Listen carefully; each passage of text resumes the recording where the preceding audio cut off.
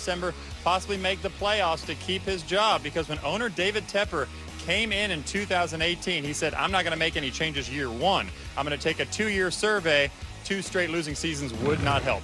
Okay, and then next we have Dak Prescott, set to be a free agent this offseason. Where do he and the Cowboys stand at this point on a new deal?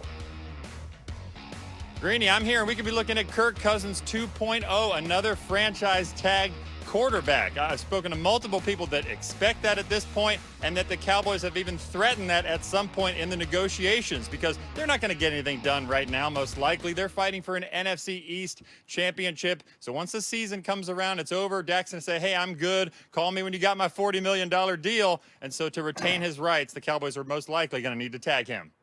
All right, Jeremy Fowler, really well done. Thank you so much, and we'll keep coming back to you as the events warrant. Let me come back here. First and foremost, let me just give my friend Mr. Foxworth a chance to take his victory bow. Are you bowing? Oh, he has been the president of the Dak Prescott fan club back at a time when that wasn't so popular. Everybody's trying to get on the bandwagon now. There's no seats left. If you wasn't with Dak in the preseason when we were talking about $40 million and I said he's an elite quarterback and he deserves that much, you're not welcome now. Go away, all of you. I love it. Okay. Scram. Love it. I like that. Now, I want to go back to something that you said in our pre-show meeting this morning about the significance of not putting Dak. Jeremy's talking about, well, they'll franchise tag him, all that kind of stuff. You have a major issue with that. Absolutely. This is not Kirk Cousins' situation, okay? They didn't, in Washington, they didn't know he was their guy. Dak is Dallas's guy. You don't piss off your guy, right? At the bottom line, this guy is in the huddle. He sets the culture, your locker room, the way he works, the way he's involved.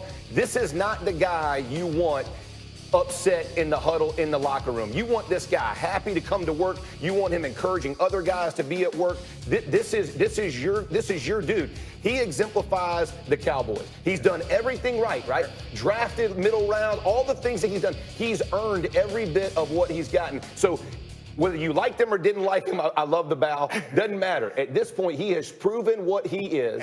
And you got to pay the guy. And you don't want. This is not the same situation. Like, you can't compare Kirk Cousins with Dak Prescott because Washington didn't know if they wanted him. If you say their names in the same sentence together one more time, we might have a problem, because Kirk Cousins' name does not need to be near Dak Prescott. Tell Jeremy. Tell him. But I do think that every action you do, it sends a message as an organization, and that sets the culture of your organization. And if the message that you send is what Dak is doing, putting the team on his back, playing undervalued for all this time, and being a consummate professional, not making any mistakes, if the message is this is a guy that we're going to fight with over money, and you, especially when you just paid Zeke Elliott, like, even if Dak manages to get over that and comes in and plays well and is a good guy, people are still getting that message, and that's poison for a culture of a team. Absolutely. Listen, your quarterback, especially the way Dak Prescott has handled himself in Dallas with this football team, you want everybody following him. You don't follow receivers. You don't follow defensive ends. You don't follow cornerback. You follow that dude. That's the dude you follow. He's doing it the right way. Pay the man his money and move on. And listen, the whole thing with Jerry talking about threatening the franchise,